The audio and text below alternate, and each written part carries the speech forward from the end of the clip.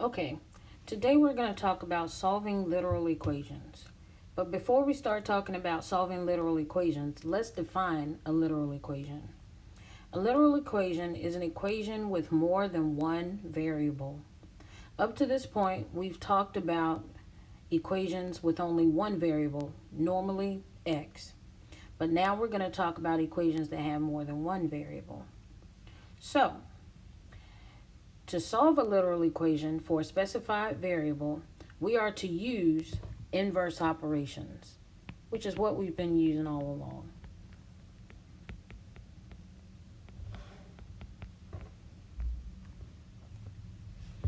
And the steps that we're going to take to solve literal equations include identifying the variable,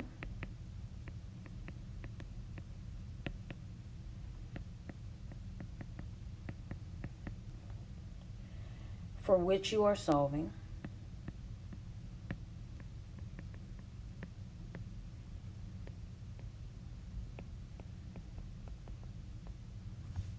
after you identify the variable that you're solving for, you're going to use inverse operations to isolate the variable.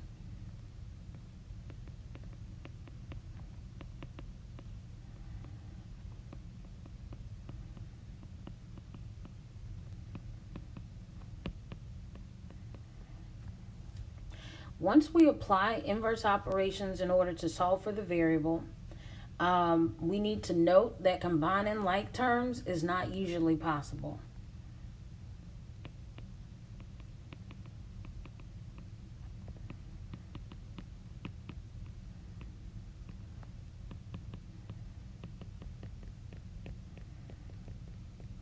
And maybe I should say usually. 9 times out of 10, there's no combining like terms. If necessary, this is the next step, add grouping symbols like parentheses if needed to make sure the order of operations does not change. Again, if needed, add grouping symbols. What's a grouping symbol? Parentheses.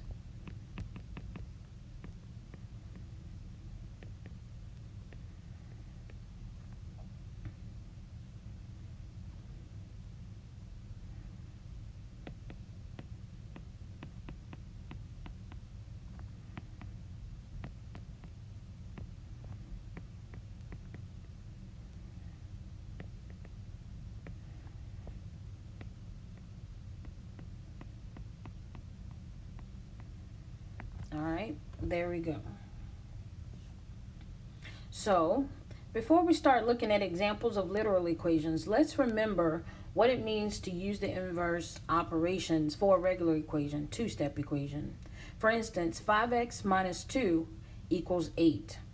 Remember, reverse order of operations says that we start with subtraction and addition, and then we go to division and multiplication, and then exponents and parentheses. This is the order that we go, top down. Or if you write PEMDAS the normal way, then you would go from the bottom up. So either way, we start with this addition and subtraction. So when we look at this equation here, we have 5x minus 2 equals 8. And what we see is subtraction. We also see multiplication because 5x means 5 times x. So we're going to address the subtraction first and then go to the multiplication.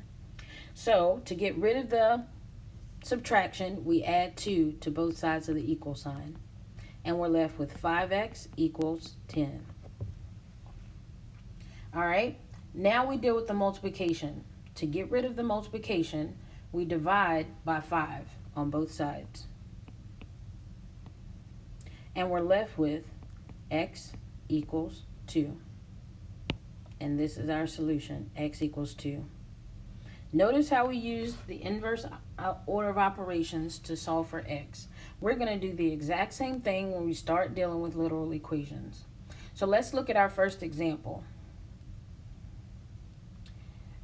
This example says, solve m plus a equals p for m. notice that we have an addition sign here.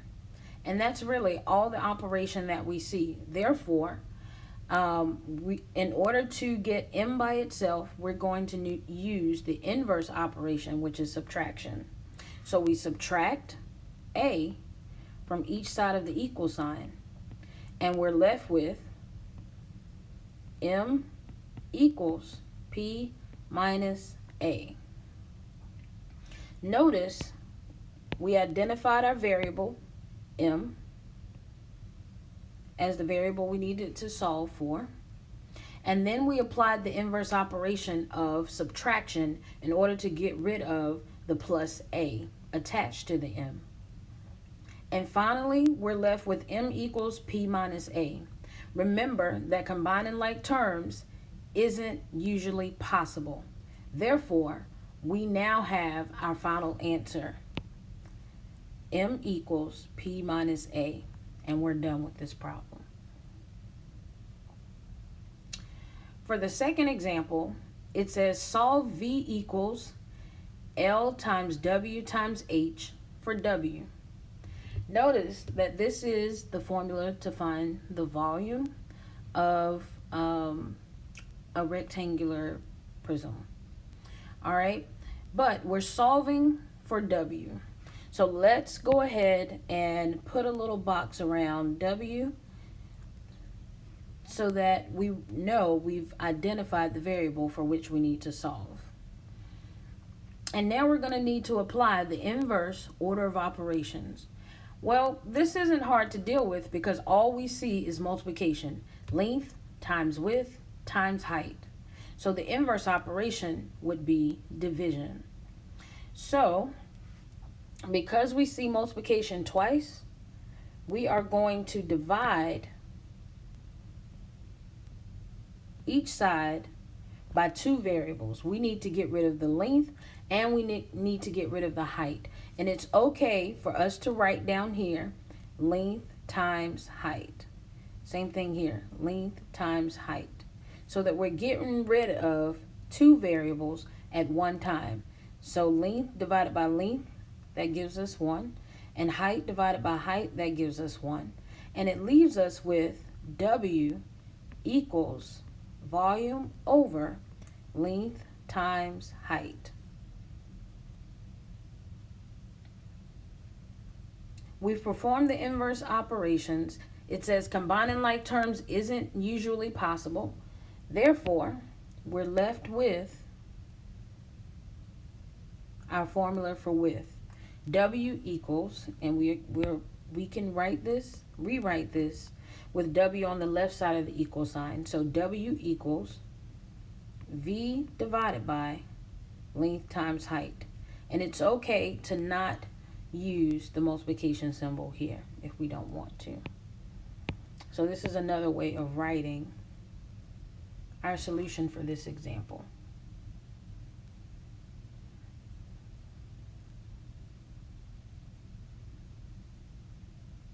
Now for example 3. It says solve 3x plus 6 equals y for x. All right, let's take note of what operations we're dealing with in this situation. If we're solving for x, let's first identify that. Let me